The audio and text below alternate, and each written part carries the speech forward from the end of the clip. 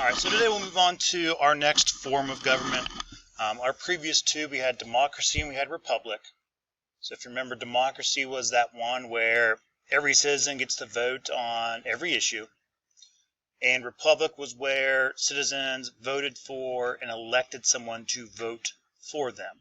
Okay, if you remember, that was our cafeteria dessert example that we had. So today we'll move on to monarchies. Now, with a monarchy, it's just a form of government that is controlled or headed by a king or a queen. The king or queen is in charge, and whatever they say goes. They are in complete control of the government. Now, absolute monarchies like this used to be very, very common. 1,000 years ago, most countries in Europe were ruled this way. Today, they're very rare. There are only handful still left in the world that are true monarchies. Oman, Swaziland, and Qatar are the three big ones that I always use for examples. But here are the three kings of those countries.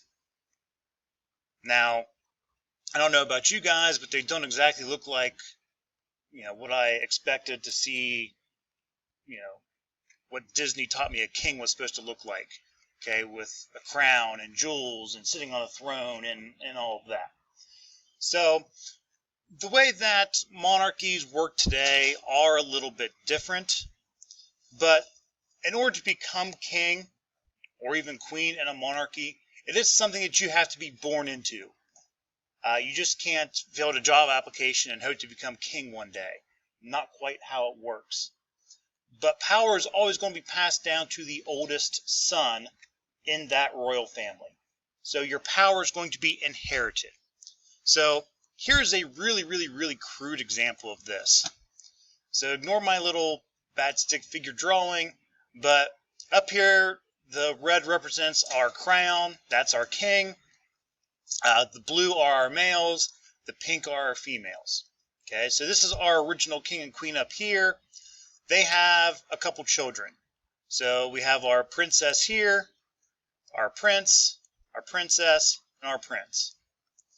So our power is always going to be passed down to the oldest male in a family. So if this is our firstborn child, it's a female. Okay, well, that's wonderful and all, but we're hoping for a male. So the king or queen are still going to keep having children until they get this male. All right, so we finally have a male. He's going to be our next king. And then they're going to have children, so hopefully they have another male.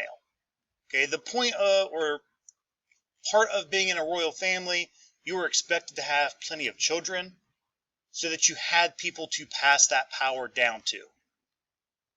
So, with our example here, this is our oldest son. The orange represents his wife. They're going to have children down here. So, his first son's a boy. Congratulations for him. That will be your next king. That's why he's got that red crown on. He gets married.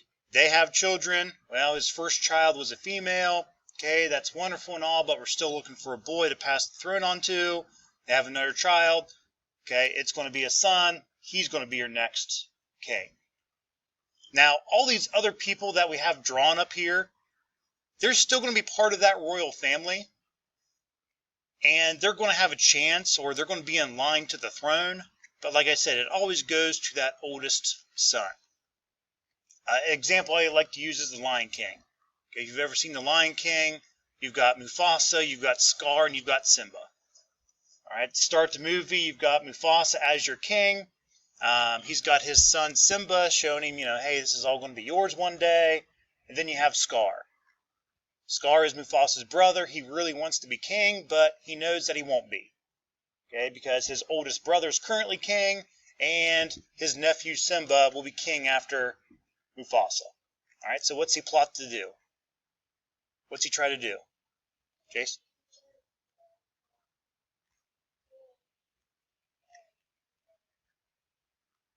Tries to kill them both, right? He tries to kill Mufasa, he does, and then he sends off Simba to go away, okay, so that he can become king.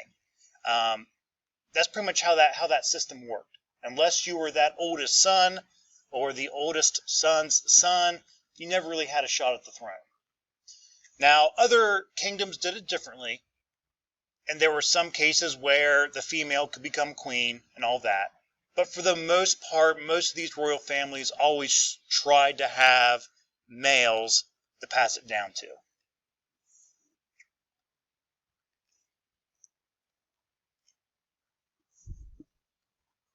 Now, most of these monarchies have since transitioned to what we call constitutional monarchies.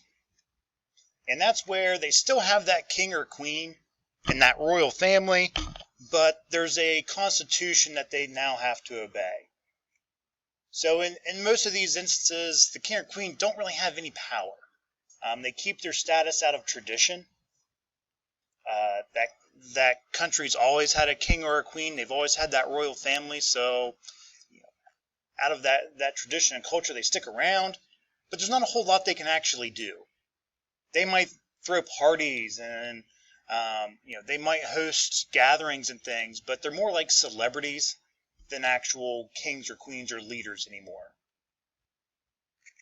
The most popular example of a constitutional monarchy is probably going to be modern day Great Britain or England.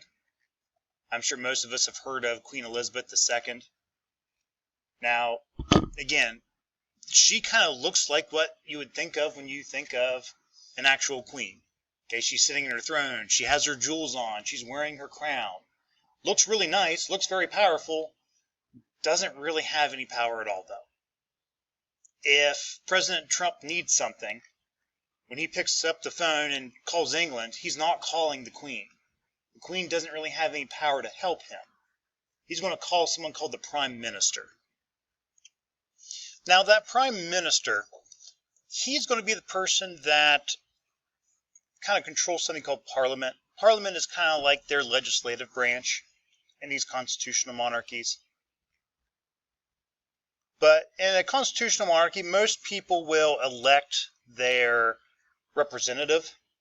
Okay, so the people get to vote. And then those representatives then pick that prime minister. So in this constitutional monarchy, people get a say. They do get to vote. The king or queen have very limited power, not a whole lot they can do.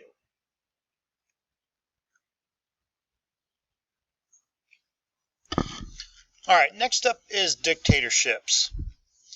Some countries only have a single leader, known as a dictator. Now, with a dictatorship, it is usually one person, or sometimes in a few cases it's been a very, very small group of people. And all decisions are made by this one person, or one group. With a dictatorship, power is usually also taken by force, meaning that the person wasn't elected or picked by the people. Most times it's happened at the end of a civil war where the dictator was once a general in the military. And after the end of that civil war, or something similar to that, or some type of conflict, they've kind of made themselves ruler, and they have the power of the military behind them. Now, most dictatorships, historically we've learned are not good. It's been one person in charge making all the decisions, so you're kind of left to the whims of that one person. So if they're having a bad day, everyone's going to have a bad day. Kind of one of those deals. But they have notoriously kept power by either fear or force. And what that means is the punishments for speaking out against them or breaking their rules are usually very severe. So here's kind of an example of that. Let's pretend for a second that school brings back the paddle. Some of your parents or your grandparents might remember when that used to be the punishment at school. Okay, you broke the rule, go to the principal's office, he had this big wooden paddle, he'd spank you with. Okay, doesn't sound very great at all to me, but from what I hear from my parents and my grandparents, it was not a good form of punishment. So again, we're playing pretend here for a second, but let's just say that the school brought it back. and I said, all right, made a classroom rule that, okay, anytime, I don't know, let's use mask. Okay, anytime someone had their mask down around their nose or down below their nose, you're going to get the paddle. And first day someone rolls in, they've let their mask slip down past their nose. I take them to the front of the room, they get the paddle till they cry. What do you think the odds are of someone coming in the next day with their mask down? Probably pretty slim. Okay, they're probably not going to do it just out of fear of getting the paddle like they just saw someone else get. So that's kind of how that dictatorship works. They make sure that the punishment is so severe, whether it be jail time or in some cases even death, that people are afraid to speak out against them or go against what they say. So there are not too many dictatorships still around anymore. There have been a handful throughout history that you can kind of see here. Down here at the bottom we have Adolf Hitler, who was the dictator of Germany in the 1940s, 1930s. Some of you guys have probably heard of him. Muammar Gaddafi, he was the dictator of Libya. He was killed about 10 years ago or so. Cuba used to have a dictator. It was Fidel and Raul Castro. Today it's this Miguel Diaz-Canel. He rules the government, but Raul Castro still rules the military. And the one you guys are probably more familiar with is Kim Jong-un of North Korea. He's probably the one you've heard the most about in your lifetime.